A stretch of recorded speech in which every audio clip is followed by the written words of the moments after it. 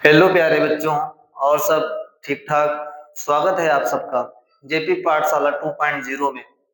हमने पिछली कक्षाओं में बात किया था कि अ, जो आपका चैप्टर था उसके पाठों में लैंगिक जनन, इनमें हम आज बहुत ज्यादा मोस्ट इंपॉर्टेंट क्वेश्चन को करने जा रहे हैं। जैसा कि आप लोग पहले भी जान चुके हो कि हमने उस दिन आपको बताया भी था कि जो आपका परागकण बना था कि नहीं बना था, वह किस विधि के दौरान बना था। तो आपको पहले ही बता दिया गया था कि एक जनन हुआ था जिसका नाम क्या था बेटा, लघु बीजाणु जनन हुआ था। तो लघु बीजाणु जनन के बाद आपने देखा था कि लघु बीजाणु बना था, अर्थात आपने क्या पाया था, परागकण का चतुष्टक को पाया था। और उसी लघु बीजाणु को परागकण का चतुष्टक भी बोला गया था।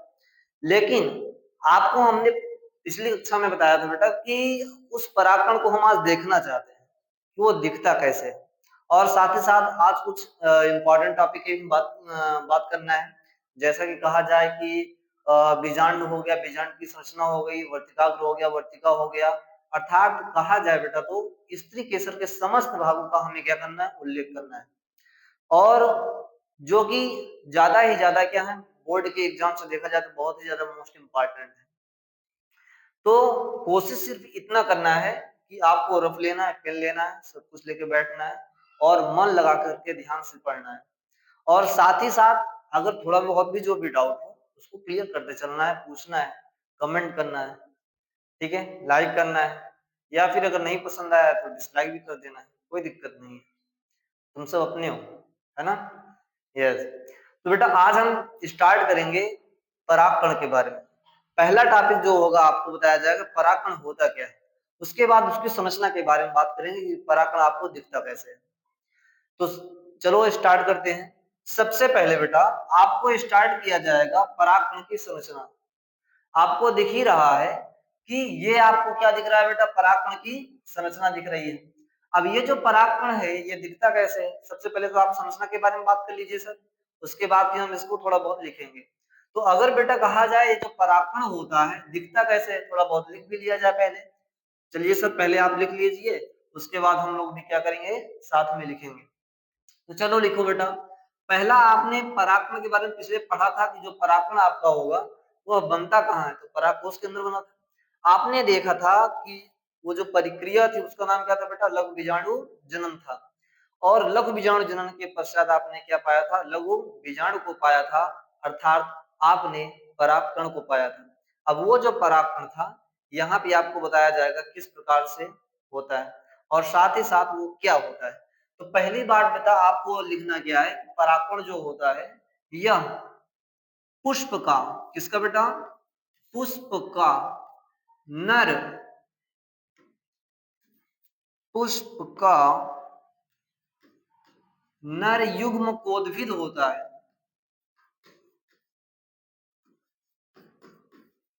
नर युग्म कोद्भिद होता है। तो बेटा पहला पॉइंट है ये जिसको आपको क्या रखना है, विशेष रूप से ध्यान रखना है।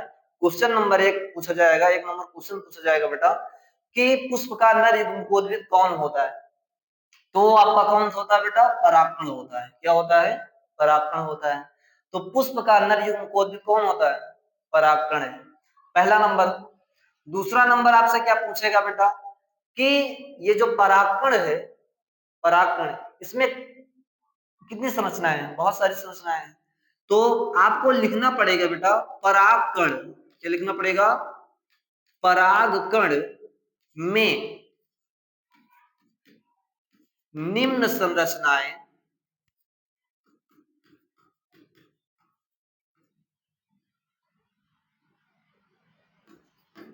निम्न संरचनाएं देखने को मिलती हैं, देखने को मिलती हैं। जैसे परागकण में आपने बताया भैया कि निम्न संरचनाएं देखने को मिलती है। जैसे कुछ संरचनाओं का सब नाम बता दीजिए। जैसे आपको ब्रैकेट में मैं लिख दे रहा हूं, जैसे बाह्य चोल, क्या लिख रहा हूं मैं, बाह्य चोल, या फिर उसी को बोलते हैं बाह्य आवरण भी बोलते हैं, और साथ ही साथ अंतःचोल भी बोलते हैं, अंतःचोल। और क्या बोला जाता है, अंतःचोल के बाद आपको क्या होगा, अंतःचोल हो गया। और साथ ही साथ जैसे कहा जाए तो जनन छिद्र होता है, क्या होता है, जनन छिद्र होता है, किसमें होता है, परागकण के पास होता है। और दो कोशिकाएं भी होती हैं बेटा, एक का नाम होता है कायिक कोशिका, एक का नाम क्या होता है, कायिक कोशिका, और दूसरे का नाम होता है जननिक कोशिका। दूसरे का नाम क्या होता है, जननिक कोशिका। तो परागकण के पास कहा जाए तो दो कोशिकाएं होती हैं, एक तो कहा जाए कायिक कोशिका, और दूसरा आपको दिख रहा होगा उसका नाम क्या बेटा, जननिक कोशिका। और साथ ही साथ जो आपका परागकण होता है बेटा, ये पुष्प का क्या होता है, नर युग्मकोद्भिद होता है। तो इस बात का विशेष ध्यान रखना, अगर आपसे कोई पूछ रहा है कि पुष्प का नर युग्मकोद्भिद कौन होता है, वो कौन होता है बेटा, परागकण होता है। कब बनता है परागकण का निर्माण, कब होता है, तो वो होता है लोक बीजाणु जन्म के पश्चात होता है। और साथ ही साथ परागकण में निम्न संरचनाएं आपको देखने को मिलेंगी, जैसा कहा जाए बाह्यचोल हो गया, अंतःचोल हो गया, जनन छिद्र होगा, कायिक कोशिका होगी, और कौन सी कोशिका होगी बेटा, जननिक कोशिका होगी। चलो, और सर आप क्या बता सकते हैं, आप ये भी बता सकते हैं परागकण किसका बेटा, परागकण का बाह्यचोल, नाम क्या है बेटा, बाह्यचोल एक विशेष पदार्थ का बना होता है। तो परागकण का बाह्यचोल स्पोरो, क्या नाम है बेटा, स्पोरोपोलेनिन, स्पोरोपोलेनिन नामक रसायन का बना होता है। अगर आपसे कोई पूछ रहा है कि जो परागकण आपको ये बता रहे हो कि बाह्यचोल अंतःचोल किसी चीज के बने होंगे ना, तो जाहिर सी बात है बेटा, जो बाह्यचोल होगा वो किसका बना होगा, स्पोरोपोलिन नामक पदार्थ का बना होगा, स्पोरोपोलिन नामक रसायन का बना होगा। अब ये स्पोरोपोलिन होता क्या है बेटा, तो स्पोरोपोलिन जो एक आपका पदार्थ दिख रहा है बेटा, यह कहा जाए तो एक प्रकार का रसायन है। और कैसा रसायन है, तो एक प्रकार का चिपचिपा रसायन होता है। अच्छा, देखते होगे आप लोग कि जो पुष्प होता है, पुष्प पे जैसे अगर आप पानी को डाल देते हो, तो अक्सर उस पे बूंद की छींटे पड़ दिखती हैं, नहीं दिखती हैं, दिखती हैं। तो वो जो छींटे होती हैं, अच्छा, जो पुष्प होते, जो पुष्प की पंखुड़ियां होती हैं, उस कहा जाए तो वो हमेशा क्या होती है बेटा, थोड़ा थोड़ा चिपचिपी होती है, बहुत ही क्या होती है, बहुत मुलायम होती है, बहुत ही क्या होती है, चिपचिपी होंगी, मतलब कि चिकनी बहुत होती है। उसका रीजन क्या है, उसका रीजन है स्पोरोपोलिन नामक रसायन। यह एक चिपचिपा पदार्थ है। कौन सा पदार्थ है, एक चिपचिपा पदार्थ होता है। सर आपने बता दिया बाह्यचोल तो स्पोरोपोलिन का बना है, तो सर अंतःचोल किसका बना होता है, अंतःचोल भी बेटा कहा जाए एक रसायन का बना होता है, जिसका नाम क्या है, सेल्यूलोज। आप लोग जानते हो उसका नाम क्या है, सेल्यूलोज। को थोड़ा सा हम इसे क्या करते हैं, छोटा कर लेते हैं, ताकि उसको भी हम लिख दें।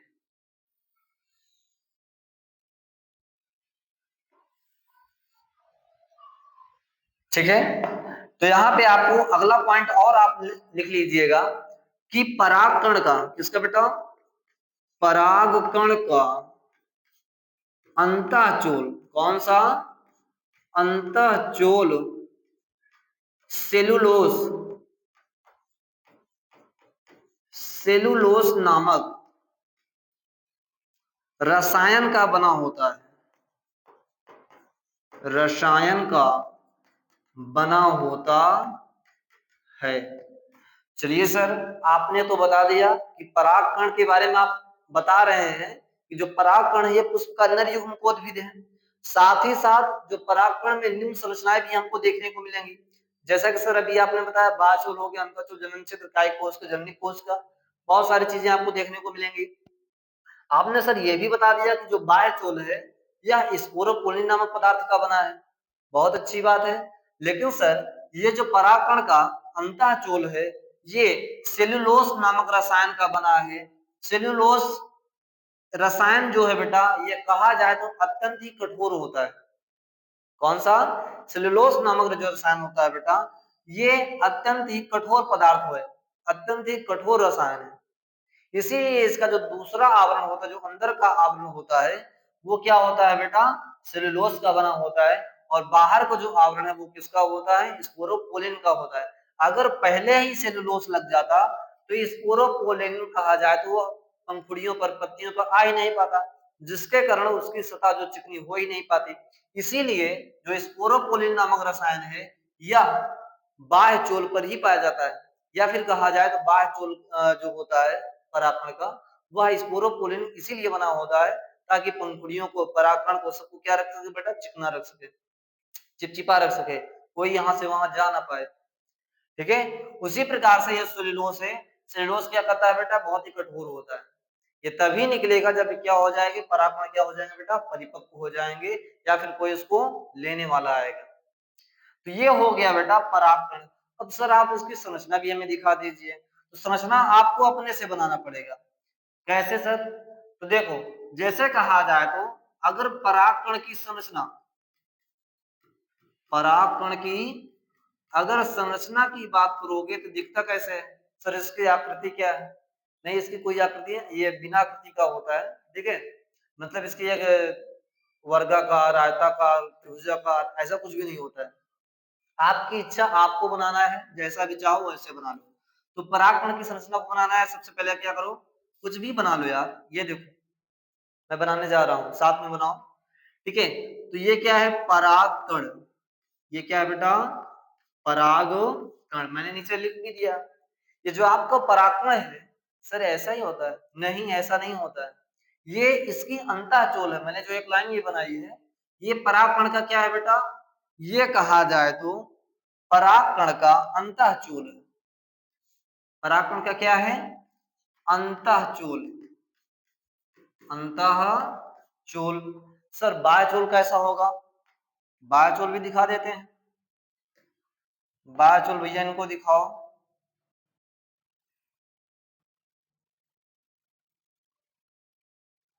बाह्यचोल आप लोग देख लो, अभी आपको बहुत सारी चीजें दिखाई जाएंगी, है ना? हाँ सर आप दिखा दे रहे हो।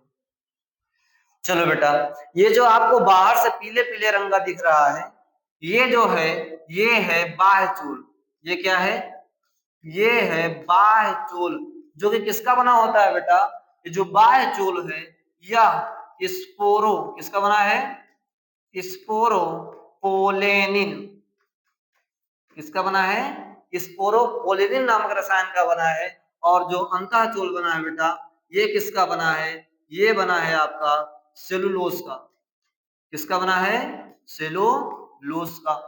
सर आपने हमें दो चीजें तो दिखा दिया, लेकिन अभी हमको आप और चीज दिखाएंगे? हाँ बिल्कुल दिखाएंगे। जैसे कहा जाए तो बेटा, ये आपको बाह्यचोल जो आपको दिख रहा है, इसके बीच बीच में आपको कुछ छिद्र भी दिखाई दे रहे हैं। दिख रहा है, ये जो गैप आपका है, आपको दिख रहा है, इसे क्या बोलते हैं बेटा? तो ये जो है, ये कहा जाए ये जनन छिद्र है। इसे क्या बोलते हैं बेटा, ये आपका जनन छिद्र है। अच्छा, इस परागकण के अंदर जनन छिद्र का काम क्या है? तो परागकण के अंदर जनन छिद्र का काम बेटा ये होता है कि, अभी मैं आपको दो कोशिकाओं को और बता दूं। जैसे यहाँ पे मैं इसे मैं डिवाइड कर दे रहा हूं, डिवाइड नहीं कर दे रहा हूं, थोड़ा सा इसे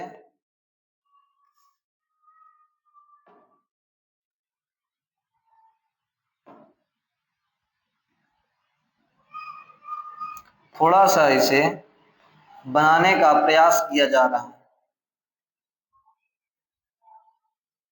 ठीक है, अब यहाँ पे तुमको दिख रहा है कि यहाँ पे एक कोशिका मैं बना दे रहा हूं, एक कोशिका मैं यहाँ बना दे रहा हूं। ठीक है, और इसके नीचे भी मैं एक कोशिका बना दे रहा हूं। यहाँ पे दो तरीके की कोशिकाएं आपको दिख रही हैं। ठीक है, यहाँ पे कितने तरीके की, दो तरीके की आपको कोशिकाएं दिख रही है। एक का मैं नाम रख दे रहा हूं बेटा, एक का नाम, यहाँ पे इसका नाम मैं क्या रख दे रहा हूं, कायिक कोशिका। इसका नाम मैं क्या रख दे रहा हूं, कायिक कोशिका। और इसका नाम मैं क्या रख दे रहा हूं बेटा, जननिक कोशिका। इसका नाम क्या है, जननी को कोशिका भी जस्ट पहले हमने आपको बताया था कि दो कोशिकाएं होती हैं परागकण के अंदर। एक का नाम क्या होता है कायिक कोशिका, दूसरे का नाम क्या होता है जननी कोशिका। चलो ठीक है, तो ये ओवरऑल किसकी संरचना है बेटा, परागकण की संरचना है। आपको दिख ही रहा है इसमें दो आवरण है, एक बाह्य आवरण है जिसे आप लोग क्या बोल रहे हो बाह्य चोल बोल रहे हो, दूसरा अंतः आवरण है जिसे आप लोग क्या बोल रहे हो अंतःचोल बोल रहे हो। ये बना किसका है, सेलुलोज का बना है, वो किसका बना है स्पोरोपोलिन नामक पदार्थ का बना है।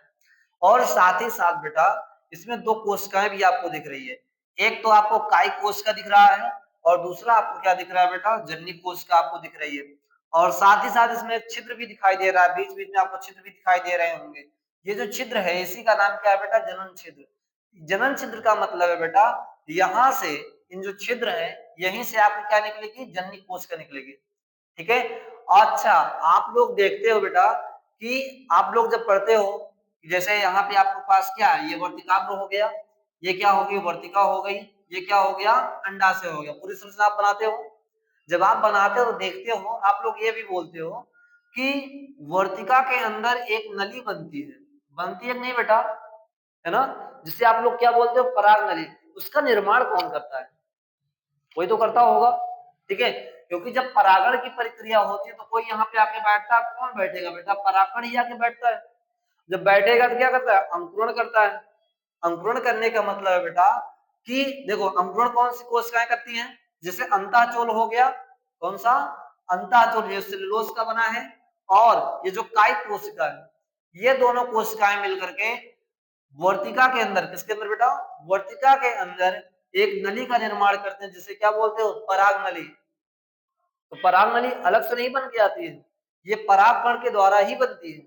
तो परागकण में आपके पास अंताचूल हो गया और ये जो कायिक कोशिका है ये दोनों कोशिकाएं बेटा मिलकर के एक नली बनाती है जिसे क्या बोलते हैं पराग नली। और उसी में ये जो जननी कोशिका है बेटा ये क्या करती है प्रवेश करती है, क्या करेगी प्रवेश करेगी। और जो जननी कोशिका होती है ये आगे चल के दो भागों में डिवाइड हो जाती है। जैसा सर कैसे डिवाइड हो जाएगी, जैसे नंबर एक, जैसे ये नर युग्मक प्रथम बनेगा, क्या बनेगा नर युग्मक प्रथम बनेगा, और जननी कोशिका किसमें बनती है नर युग्मक सेकंड बनती है। तो यहाँ पे बेटा दो कोशिकाएं बनेंगे, कितने युग्मक बनेंगे दो युग्मक बनेंगे, वो भी किससे जननी कोशिका से। जो जननी कोशिका होगी वो आगे चल के बेटा दो युग्मक का निर्माण करती है जिसका नाम क्या होता है बेटा नर युग्मक प्रथम, और दूसरे का नाम क्या होगा नर युग्मक सेकंड। तो वो तो अभी जब निषेचन की प्रक्रिया को आगे बताएंगे बेटा अगली क्लास में, तो वहां पे आपको बताया जाएगा कि नर युग्मक कैसे बना, प्रथम कैसे बना, सेकंड कैसे बना, वो अगला टॉपिक है। बट पहले यहाँ पे आप लोग देखो ये जो परागकण आपको बनाया गया है इसमें दो आवरण है, आपको लिखना हमने पहले ही लिखा दिया है कि परागकण दो आवरण, जो भी नहीं लिखाया गया है उसे आप लोग लिख लेना बेटा, साथ में लिख लेना। ठीक है, तो जो परागकण के दो आवरण है एक बाह्य चोल है दूसरा क्या है अंतःचोल है। जो बाह्य चोल है वह स्पोरोपोलिन नामक पदार्थ का रसायन का बनाया गया है, बनाया नहीं गया है बना है। और साथ ही साथ जो अंतःचोल है बेटा वो सेलुलोज नामक रसायन का बना है जो कि अत्यंत क्या होता है कठोर होता है। सेलुलोज स्पोरोपोलिन नामक जो रसायन होता है बहुत ही क्या होता है बेटा चिपचिपा होता है। और यहाँ पे आपको जनन छिद्र भी दिखाई दे रहे हैं, जो जनन छिद्र होता है यहीं से क्या निकलेंगे बेटा, ये जननी कोशिका यहीं से क्या करेगी फूटती यहीं से निकलती है। ठीक है, यहीं से आपका ये जो अंताचूल आपका जो बना है बेटा रेड कलर का, ये आपका जो अंताचूल है और ये जो आपकी कायिक कोशिका है ये दोनों मिल करके कहा जाए तो एक वर्तिका के अंदर एक नली बनाती है, इसे क्या बोलते हैं परागो नली। बहुत सारी बनती है बेटा पराग नली, परंतु कोई एक ही वहां तक पहुंच पाता है, वो हम आगे देखेंगे। ठीक है, तो ये था आपकी परागकण की संरचना। सर ये परागकण की संरचना तो आ गई, समझ में आया, नहीं यार कुछ पूछ लो, जो भी कमेंट करना हो कमेंट में बताओ, जो भी नहीं समझ में आया है पूछ लो, उसको हम आगे बताएंगे। ठीक है बेटा, तो ये जनन छिद्र है, जनन छिद्र के द्वारा क्या होगा कायिक कोशिका और अंताचोल मिलकर के क्या बनाएंगे पराग नली का निर्माण करेंगे, और जो जननी कोशिका होगी उसी में प्रवेश करके क्या बना लेगी बेटा नरयुग्म प्रथम और नरयुग्म सेकंड। बन के चलोगे एक एक पार्ट देखकर चलोगे तब आपको समझ में आएगा। आपको पार्ट वाइज चलना पड़ेगा, देखना पड़ेगा, तब ये जाके पूरे पूरे प्रोसेस आपको क्या करेंगे समझ में आएंगे। वैसे ये भी आपको अंततः लगभग कहा जाए तो पूरा पूरा समझ में ही आ गया होगा। तो ये आपका क्या है, परागकण की संरचना है। अब आगे हम थोड़ा सा बात करेंगे, ये जो परागकण है, ये जो परागकण है, अच्छा एक पराग कोष के अंदर कितने परागकण पाए जा सकते हैं, है ना? ये भी क्वेश्चन बहुत ज्यादा इंपॉर्टेंट है कि एक पराग कोष के अंदर कितने परागकण पाए जा सकते हैं या फिर बनते हैं। तो कहा जाए बेटा, मेनली आपको कल ही हमने बताया था कि पराग कोष के अंदर जो परागकण होता है बेटा, परागकण कितने थे? परागकण का आपने क्या बताया था? हमने बताया था चतुष्टक बताए थे। क्या बताए थे? चतुष्टक। जब लघु बीजाणु जनन हुआ था पिछले टॉपिक में, तो वहां पे आपने देखा क्या बना था लघु बीजाणु का? चतुष्टक, अर्थात 4 परागकण बने थे। कितने परागकण? 4 परागकण। तो अगर आपसे कोई पूछ रहा है पराग कोश के अंदर कितने परागकण का निर्माण होता है, तो कितने होता है? 4 परागकण का निर्माण होता है। चलो बनाना हो बना लो, ठीक है, या फिर स्क्रीनशॉट लेना हो ले लो, जैसा तुमको ठीक लगे। चलो अब हम क्या करेंगे, नेक्स्ट टॉपिक पे बात करेंगे। नेक्स्ट टॉपिक आपका बेटा क्या है? नेक्स्ट टॉपिक है आपका स्त्री केसर के भाग। नेक्स्ट भाग कौन सा है बेटा? स्त्री केसर के भाग। अच्छा बेटा, आपको हमने उस दिन बताया था कि स्त्री केसर का जो भाग है, कितने भाग है? सर भाग आप नहीं बताए थे, गलत पूछ रहे हो आप। नहीं, एकदम सही कह रहे हैं, हमने स्त्री केसर के भाग के बारे में बताया था बेटा। कितने बनाए थे? तो स्त्री केसर जो हमने बनाया था बेटा, कितने थे? 3 थे। कितने थे? 3 थे। जैसे आपको जैसे कहा जाए बेटा, तो पहले आपको क्या दिख रहा था बेटा? वर्तिकाग्र दिख रहा था सर। क्या दिख रहा था? वर्तिकाग्र दिख रहा था। और आपको क्या दिख रही थी बेटा? वर्तिका दिख रही थी सर। और क्या दिख रहा था सर? अंडाशय भी दिख रहा था। क्या दिख रहा था? अंडाशय दिख रहा था। तो 3 पार्ट स्त्री केसर में पाए गए थे। एक वर्तिकाग्र दिख रहा था, वर्तिका दिख रही थी, और क्या दिख रहा था? अंडाशय दिख रहा था। चलो ठीक है, वर्तिकाग्र भी था, वर्तिका भी थी, और क्या था बेटा? अंडाशय भी था। सर इसके बारे में आप हमें थोड़ा सा बता दीजिए। बिल्कुल बिल्कुल बताएंगे बेटा। चलो पार्ट वाइज बना के ऐसे लिख भी लो थोड़ा बहुत, जो भी आपको लिखना है।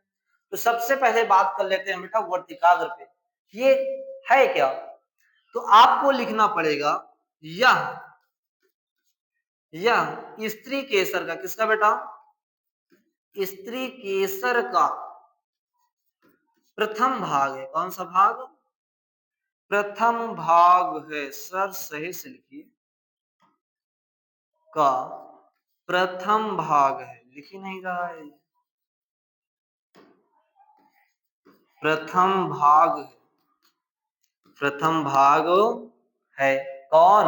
वर्तिकाग्र। कैसा दिखता है सर? यह हल्का, कैसा बेटा? हल्का फूला हुआ, कैसा है?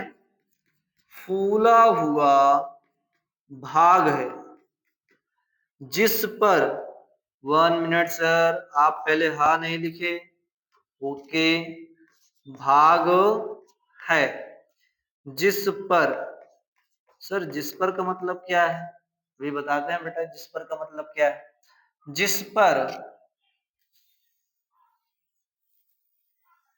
जिस पर, सर जिस पर के आगे भी बोलिए, जिस पर, जिस पर परागकण, कौन बेटा? परागकण आकर बैठते बैठते हैं। अर्थात अर्थात बेटा क्या बोल सकते हो? अर्थात एक प्रक्रिया होती है जिसे आप लोग नाम क्या देते हो बेटा? परागण। नाम क्या दे देते हो? परागण। कि सर यहां से पराग कोष था ये, और यहां से कहा जाए इस पे आके बैठ गया कोई चीज। जब बेटा आके बैठ रहा है कोई चीज, तो यहाँ से निकल करके इसमें बहुत सारे थे, यहाँ से निकले, इस पे आके सर बैठ गए तो बेटा इस प्रक्रिया का एक नाम दिया जाता है। आगे जानना चाहते हो कि यहीं पे जानना चाहते हो? आगे जानो। उसका नाम क्या है बेटा? उसका नाम है परागण। उसका नाम क्या है बेटा? परागण। मतलब कहा जाए तो एक भाग से निकल करके किसी दूसरे भाग में जब कोई जा रहा है, वो क्या है बेटा? परागण है सर। उसका नाम क्या है? परागण। परागण नहीं है, उसका नाम क्या है? परागण है। परागण एक प्रक्रिया का नाम होता है बेटा, जिसमें क्या होता है कि पराग कोश से परागकण मुक्त होगा और स्त्री केसर के भाग वर्तिकाग्र पे जाके क्या हो जाएगा बेटा? बैठ जाएगा। सिर्फ इतनी सी प्रक्रिया का ही नाम क्या होता है? परागण होता है। लेकिन अभी हम उस टॉपिक को अगले वाले पार्ट में देखेंगे। अभी आपको सिर्फ इतना देखना है कि जो वर्तिकाग्र है बेटा, यह स्त्री केसर का प्रथम भाग है, साथ ही साथ हल्का फूला हुआ भाग होता है, जिस पर परागकण आकर क्या होते हैं बेटा? बैठते हैं। अर्थात क्या होती है, यहाँ पे ये भी लिख सकते हो कि जिसकी सहायता से परागण की प्रक्रिया क्या होती है बेटा? संपन्न होती है। तो ये है आपका वर्तिकाग्र। दूसरी बात आपको दिख रहा है बेटा, वर्तिका के बारे में आपको दिख रहा है। वर्तिका क्या होता है? वर्तिका कहा जाता है, इसमें भी लिख सकते हो बेटा, यह स्त्री केसर का, किसका बेटा? स्त्री केसर का द्वितीय भाग है। कौन सा भाग है? द्वितीय भाग है। अच्छा, द्वितीय भाग है तो कैसा दिख रहा है सर? यह नलीनुमा, कैसा बेटा? नलीनुमा संरचना है। कौन सी संरचना है? नलीनुमा संरचना है, जिसमें पराग नली, किसका बेटा? पराग नली का का निर्माण होता है। निर्माण होता है।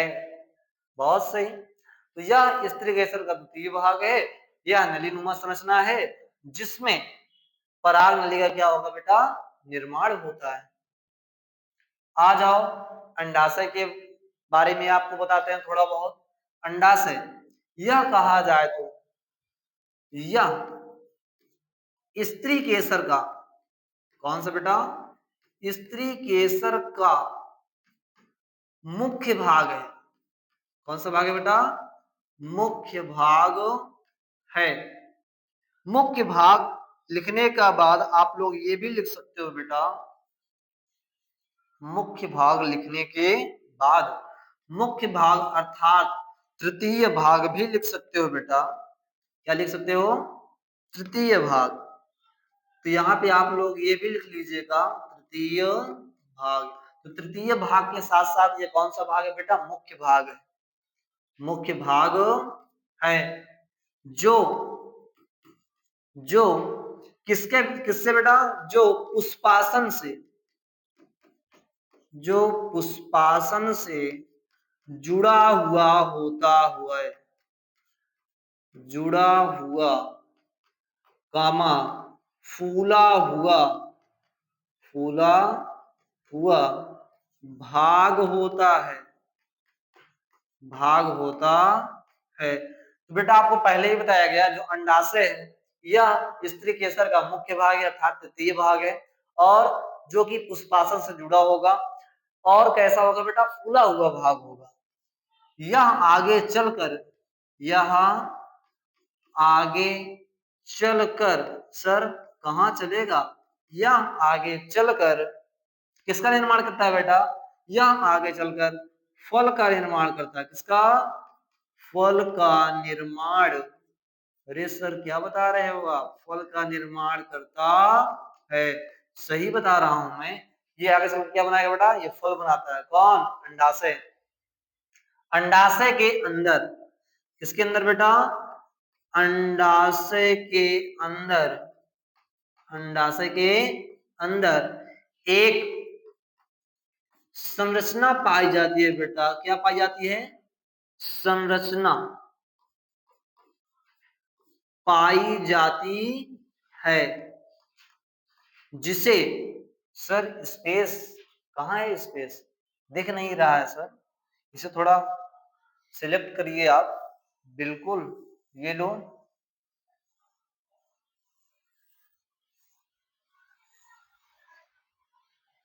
बिल्कुल बिल्कुल, ये लो।